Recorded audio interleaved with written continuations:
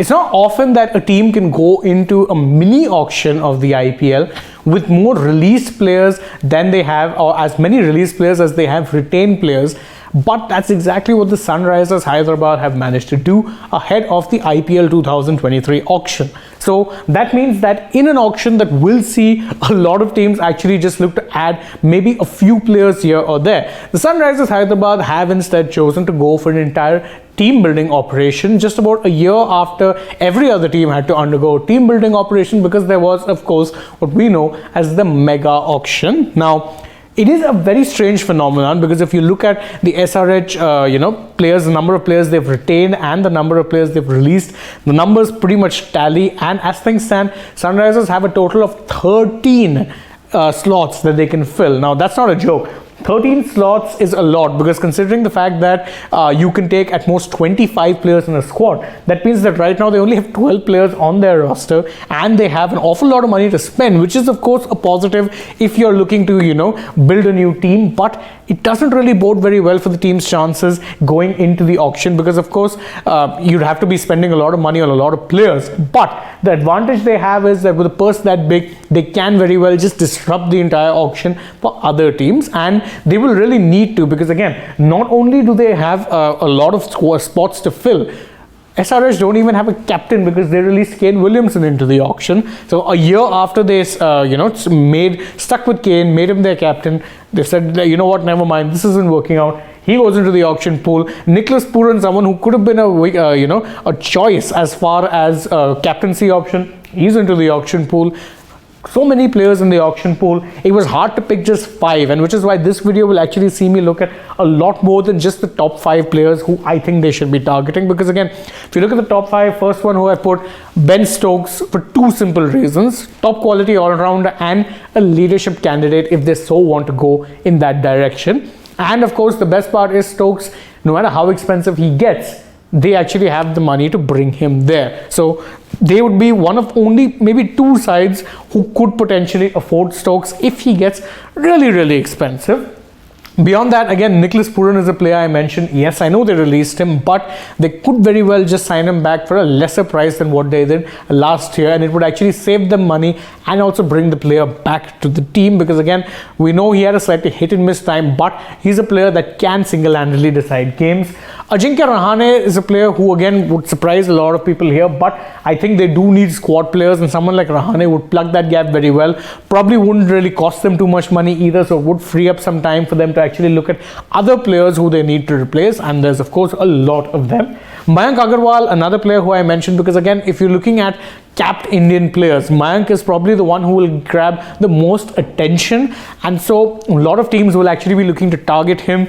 He could essentially end up going for a higher price, and if that does happen, which team can afford him the most? It is of course Hyderabad, because of course 42.25 crores are in the bank for this particular team. Shivam Mavi, another player who of course is Indian and would be expecting to get a lot of bids, because Indian pace bowler, a lot of teams like stacking up on them.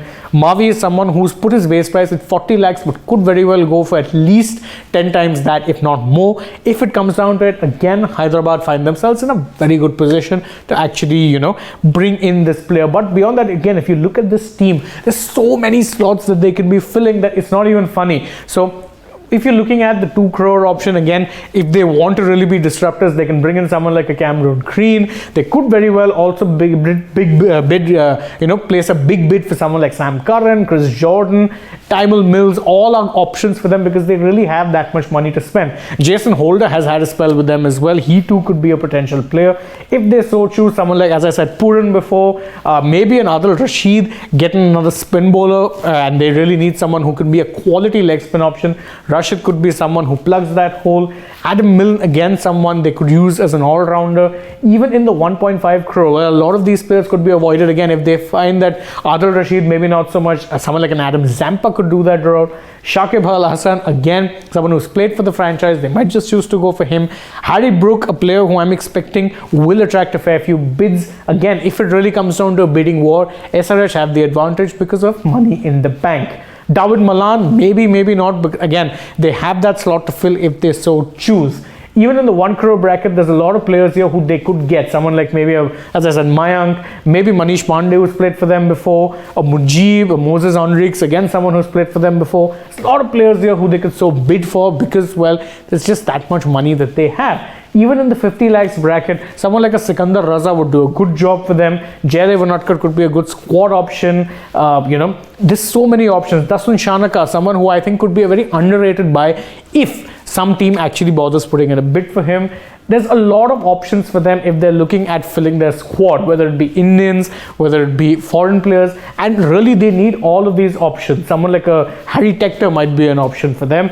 Someone like, in fact, a Sandeep Warrior could be a good Indian squad option to have, if nothing else. There's a lot of options there for this team, and really they have the money to get a lot of these players, even if it is just at base price. Because again, a 50 or 40 lakh player, if you're getting at base price and you have 42 crores in the bank, it's a great deal. So there's a lot of options for SRH, and really they will need all of those options because they've released so many players. So SRH really will be, for me, the team to watch, because I think they're going to be the most active of the entire lot, just because of the fact that they have so many slots to fill. It'll be an interesting time for sure. I mean, you can question whether or not this is logical in terms of a good way to be building a team, but you can't deny the fact it's very, very entertaining, especially when it comes to the auction dynamics. So I'm expecting them to be the busiest team in this particular edition of the auction, but that's just how I feel. What do you guys think? You can let us know in the comments below, and don't forget to like this video, share it with your friends, subscribe to the channel if you haven't already,